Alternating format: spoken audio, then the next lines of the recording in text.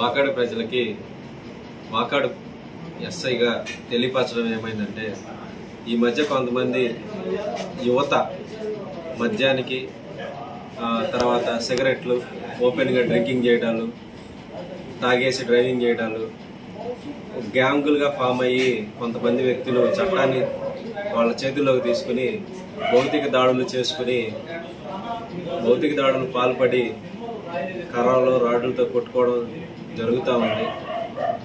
Alcohol consume చేయడాలు ఓపెన్గా చేయడం జరుగుతూ ఉంది.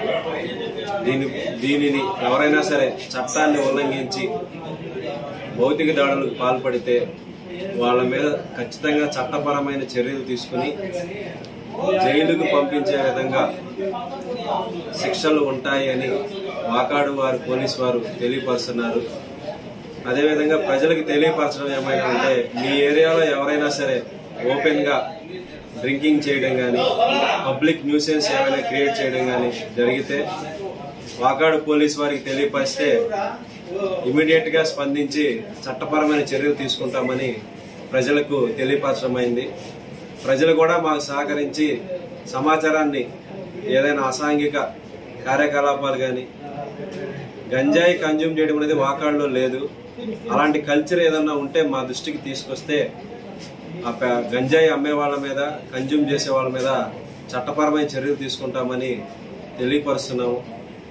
ప్రజెంట్ మా ఎస్పీ గారు కొత్తగా వచ్చి వారి యొక్క ఆదేశాలు కూడా ఈ గంజాయి మద్యం సేవించి ఓపెన్ గా మద్యం సేవించి న్యూసెన్స్ చేసే వాళ్ళ మీద కఠినమైన చర్యలు తీసుకోమని చెప్పారు. వారి ఆదేశాలు తప్పనిసరిగా మేము పాటించి చట్టపరంగా చర్యలు తీసుకుని వాళ్ళని జైల్లో పంపిస్తామని తెలియపరుస్తున్నాము. అదేవిధంగా ప్రతి ఒక్కరూ కూడా బైక్ పైన వెళ్లేటప్పుడు హెల్మెట్ ధరించి వెళ్లడం అనేది చాలా ఉత్తమమైన మార్గము.